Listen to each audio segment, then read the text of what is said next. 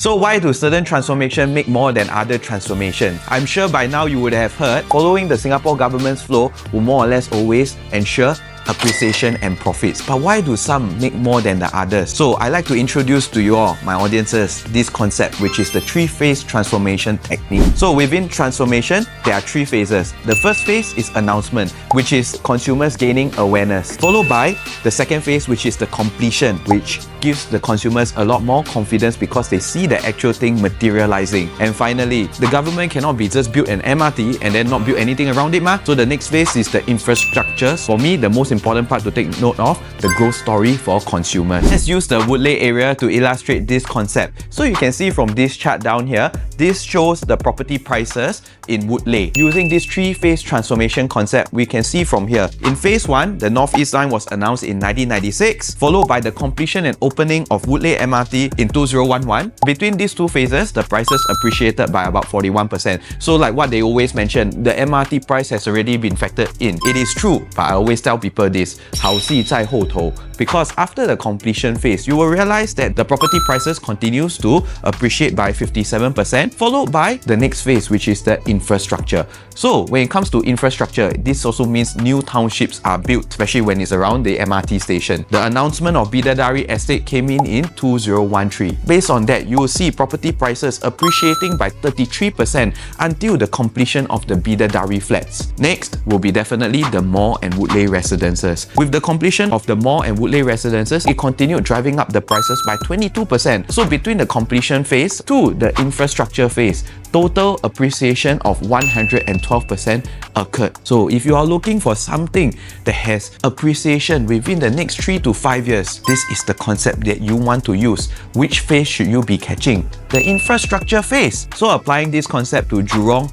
and Woodleigh, why 𝐽𝐥𝐥 only make 250k over the last 10 years on average, while Woodleigh residents actually make more than an average of 500,000 within the last 5 years? Second CBD transformation was announced around 2013-14, the same time as the announcement of the Bidadari estate. The main difference is this, Jurong side has always been stuck in the announcement stage, while Woodleigh actually went on to complete, followed by the infrastructure phase and eventually the completion of the infrastructure phase. And that is the main reason why I say the infrastructure phase is the growth story. How do we capture the pattern then? Where is the next infrastructure phase happening in Singapore right now so that you can capture this pattern and go for it? If we look at previous patterns, do you know that the North East Line runs in parallel underground with the KPE? I bet you didn't know that. And if we deep dive into the North East Line, you will realize that Punggol and Sengkang used to be the most ulu, but then the new township happened, the transformation happened, and today it is where our new generation stays. From an inaccessible location,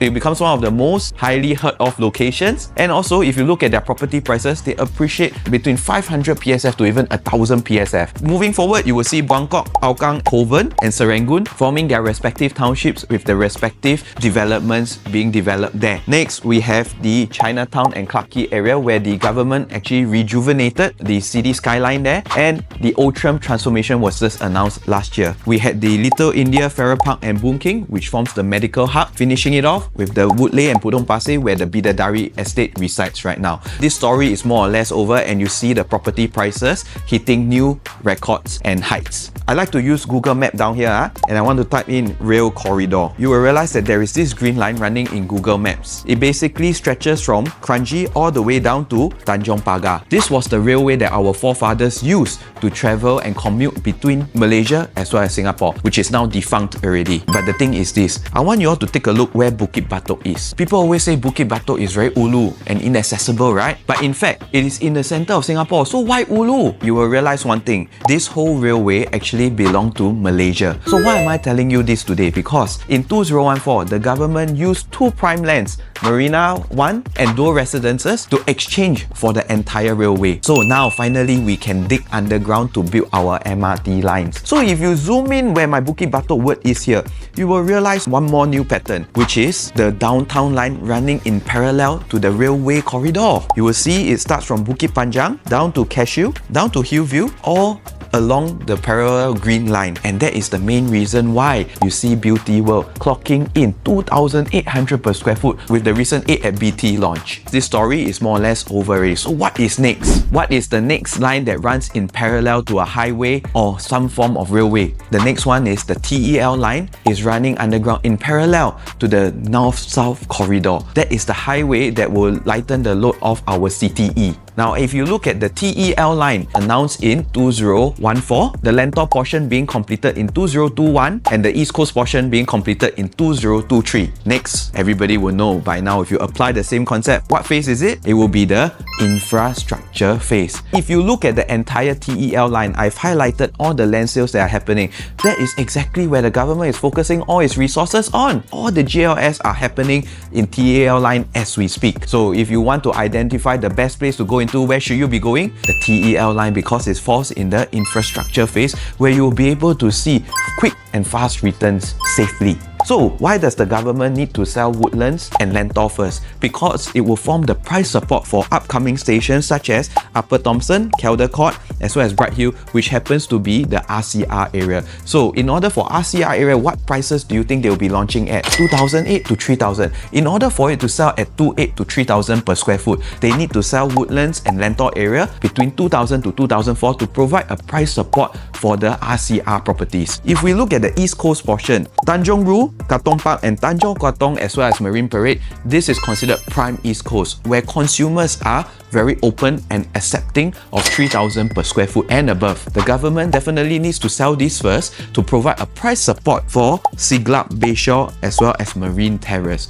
Why is that so? Because that one is considered non-prime East Coast, but in order for consumers to accept 3,000 per square foot first, they have to first see the prime site being sold off at 3,000 per square foot. Then they have no choice but to accept new townships like Siglap and Bayshore, which has sea views being sold at 3,000 per square foot and above. So if you want your first movers advantage, where should you be focusing at? The Woodlands, Lentor and Springleaf area, followed by Tanjong Rhu, Katong Park and Tanjong Katong and Marine Parade area. This will form the first movers advantage where they will be providing price support for future further stations. So this is how transformation can affect your property prices, and catching the pattern itself can determine how fast you get it. So if you like what you see in this video, follow and subscribe where I'll go in great detail on what are the projects that are happening in the TEL line, and I'll be able to help you choose the right one for you.